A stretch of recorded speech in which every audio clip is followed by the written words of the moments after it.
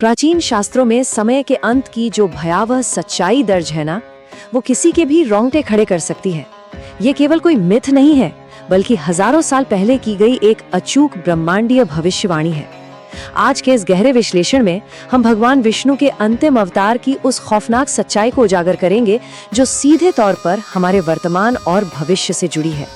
तो क्या कलयुग का भयानक अंत सच में करीब आ चुका है? आज की इस आधुनिक दुनिया में जो डरावनी विसंगतियां देखने को मिल रही हैं, वो अनजाने में ही सही, लेकिन उन प्राचीन भविष्यवाणियों से पूरी तरह मेल खाती हैं। हर तरफ फैली ये आध्यात्मिक शून्यता और रहस्यमय घटनाएं ये साफ संकेत दे रही हैं कि समय का पहिया अब एक बेहद खतरनाक मोड़ पर पहुंच चुका है।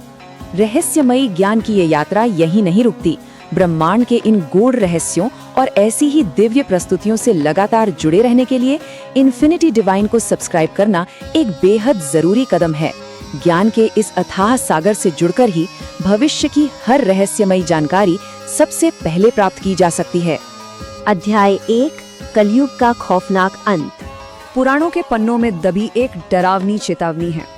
कलयुग के अंत में मानवता का पूर्ण पतन निश्चित है। सच कहें तो ये कोई सामान्य वाक्य नहीं है। ये चेतावनी उस भयावह सस्पेंस को बढ़ा देती है कि जब इंसानियत पूरी तरह से खत्म हो जाएगी तो उसके बाद इस पृथ्वी का क्या होगा। और इसके डरावने संकेत अब हर तरफ मौजूद हैं। सत्य का पूरी तरह से गायब हो जाना, चरम पर पहुंचा भ्रष्टाचार, सामाजिक ढांचे का भयानक पतन और सबसे बड़ी बात, इंसानों के भीतर की अत्यधिक आध्यात्मिक शून्यता। इन सब संकेतों को देखकर ये समझना बिल्कुल मुश्किल नहीं है कि प्राचीन भविष्यवाणियां किस तरह से आज की सच्चाई का आईना बन चुकी हैं। अध्याय 2, प्राचीन धर्म ग्रंथों की भविष्यवाणी। हम जानते हैं कि समय का प्रवाह एक निर्धारित ब्रह्मांडीय नियम का हिस्सा है।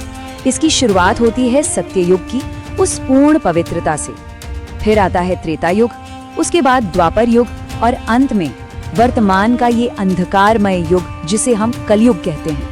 ये चक्राकार प्रवाह बिल्कुल स्पष्ट करता है कि मानवता धीरे धीरे पतन की ओर बढ़ते हुए आज इस खौफनाक अंतिम चरण तक कैसे आ पहुंची है।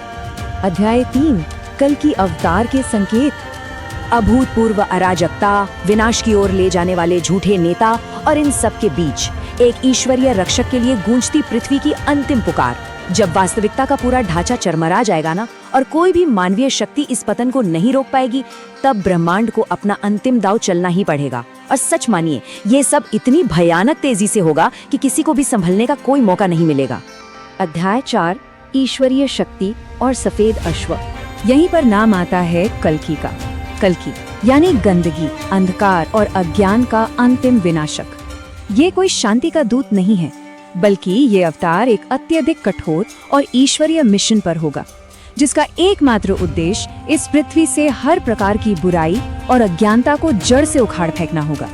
ये एक परम रक्षक का बेहद राजसी और शक्तिशाली स्वरूप है। अंधकार को चीरता हुआ ये एक बेहद सिनेमाई और भव्य दृश्य है। शास्त्रों के अनुसार कल्कि अवतार देवदत्त नामक एक राजसी सफेद घोड़े पर सवार होकर अवतरित होंगे।